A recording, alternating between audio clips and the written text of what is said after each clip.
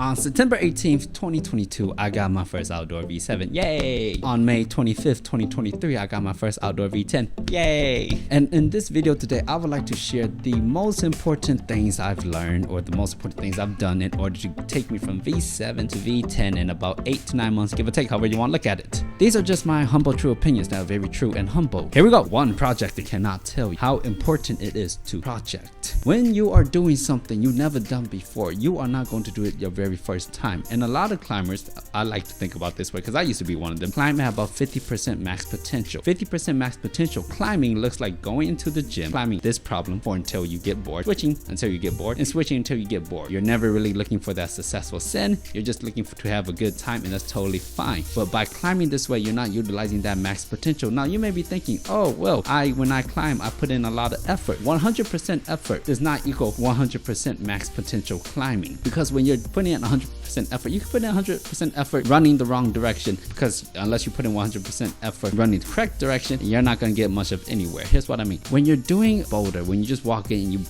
do a boulder for 20-30 minutes and you get bored and then you leave, did you really learn anything about that boulder? Did you really understand the nuance, or were you just on autopilot, just moving, doing minimum thinking? What happens, and think about this, what happens if you spend 10 sessions, each session ranging about 2 hours, working on one boulder? Do you really think you would not be able to do that boulder by the end of those 10 sessions? Let's say you're a V5 climber and you're like, wow, I've never done a V6 before. I'm like, whoa, hold up now. The only reason why you haven't done a V6 before is because you willingly chose to avoid not doing a V6. You're like, what? No, it's just, well, I tried a V6 before and they had this move that I couldn't do. I tried a whole session, and I'm here to tell you, congratulations.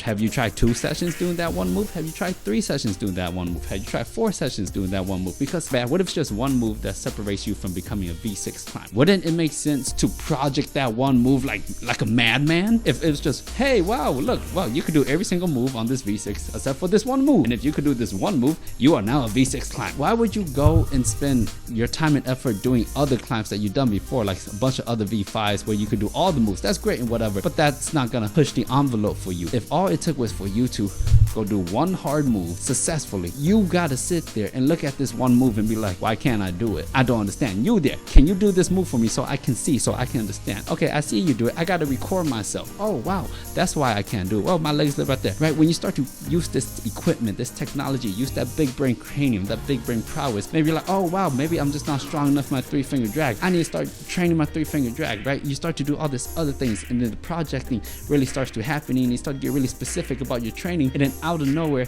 you go up to that one move that you couldn't do, and you've been projecting one move for 3, 4, or 5 sessions, and then you hit it once, bah, you're like, oh my god, and then you try to put it together and you're like, oh wow, it's harder to hit this one move from the start, but you're like, oh wow, but I can feel it now. It's starting to happen. Or maybe next session you go, you do it, and then you finally hit the problem, and bam, you're a V6 climber now. And what was the difference? Well, it's not like you got stronger by any means. Not really. Maybe you just got stronger at that one move. Maybe it's just one move that separated you from 5 to 6. And now you just gotta think about it this way. What happens from 6 to 7? From 6 to 7, you walk up to a boulder. From that 6 to 7, on this boulder, there's 5 moves. You can't do a single one of those 5 moves. Great, whatever. But what happens if you spend 3 sessions? Bam, you get the first 2 sessions. Bam, you get the second move. 1 session, bam, 2 sessions, bam, another 2 sessions, bam. Wow. In those many sessions, you managed to do all 5 moves. You are now able to do all 5 moves. And then you get the next session, you get 3 of those moves in the link, and then the next session you get those last 2 moves in the link. It might take you another 2 sessions, and all suddenly you could do all 5 moves in the link, and now you are a V7 climber. At the end of the day, you just gotta realize it's just these very, very tiny, minute steps that compound upon each other. And yes, it is maybe a little bit boring and tedious. You just have to constantly repeat this over and over again. But here's the thing, climbing a lot and climbing hard a lot is what separates the people who climb hard and the people that don't. Because if you just go into the gym and you're the king of V5s and you just climb V5s all day, all long, congratulations. But if you just can't do that one move that separates you from the 5 to the 6, well, you can't do that one move that separates you from the 5 to the 6 because you're unwilling to spend so much time just working on this one move. Instead, you rather spend all that time working on a V5 and be able to do all those moves, what you could already do because, well, it only took you 1 session, versus spending 2-3 sessions just working on one stupid move that you just got, and it frustrates you so much and you want to Shoryuken in it, but whatever, right? But hey, that's all it is. You just gotta slowly compound it. You gotta use your max potential, and the only way to bring out your max potential of climbing is to project something, to really have to dig deep in that big, beautiful brain of yours and pull out all that big brain prowess. Because unless you do, then you're just climbing at a superficial level. 2, losing weight. Now, I know losing weight is a big no-no in the climbing world for reasons, because it can be done unhealthily. But typically speaking, in a sport known as climbing, where it is strength to weight ratio based,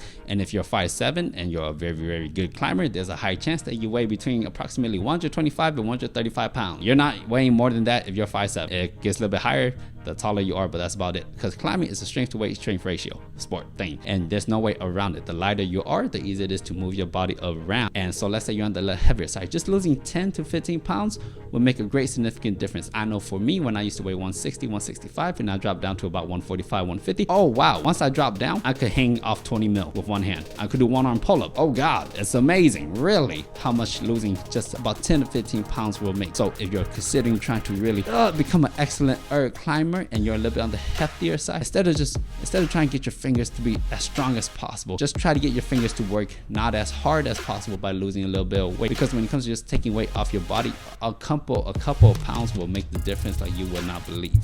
Of course, do it healthily, right? 3, training.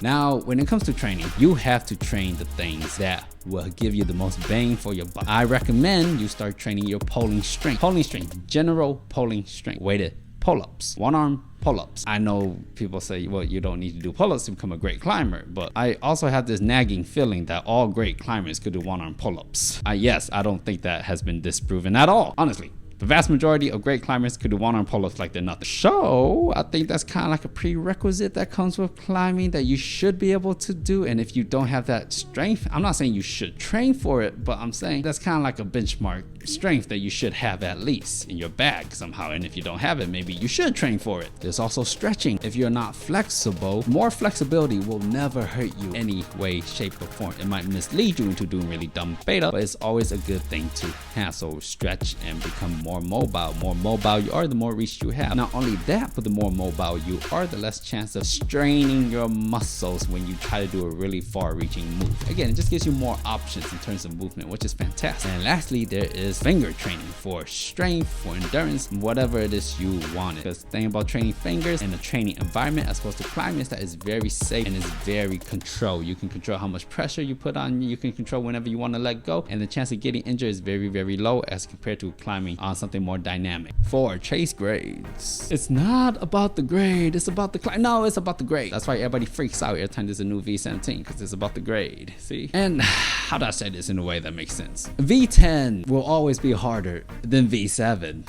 statistically speaking. And if you want to be able to climb harder grades, harder climbs, my bad, you gotta look at harder graded climb. Doesn't matter if it's in your style, out of your style, you gotta chase grades. That's the metric in the climbing world. All right, that's how we measure great and not great. There's even a chart that says how great you are based off of what grade you climb.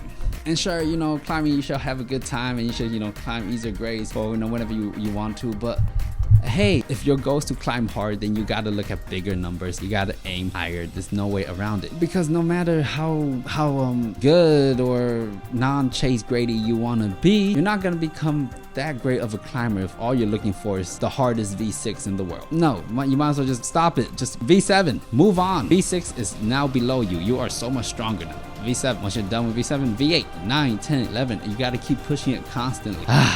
You gotta chase the grade. No way around it. Do it. Run after it. And you gotta run after it like you want, like you're hungry, like you're thirsty, like you've been walking in the desert for 2 days straight and you're parched out your goddamn mind. And honestly, that's basically all I did. I go from V7 to V10 in like 8 to 9 months. It was a fun, hard journey, and I continue to take this exact same trajectory. Hopefully, I can be a very much better climber in the future. I hope you enjoy, and I'll see you next time, partner.